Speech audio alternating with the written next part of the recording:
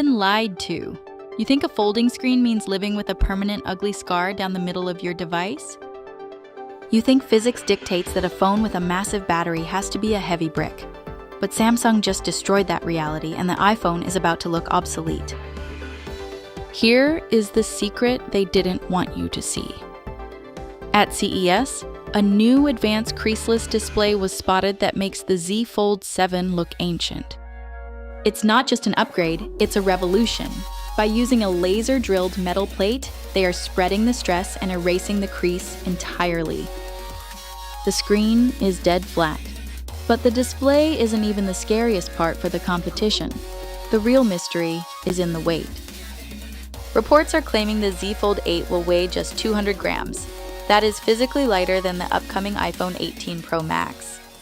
Think about that, a foldable tablet that is lighter than a standard slab phone.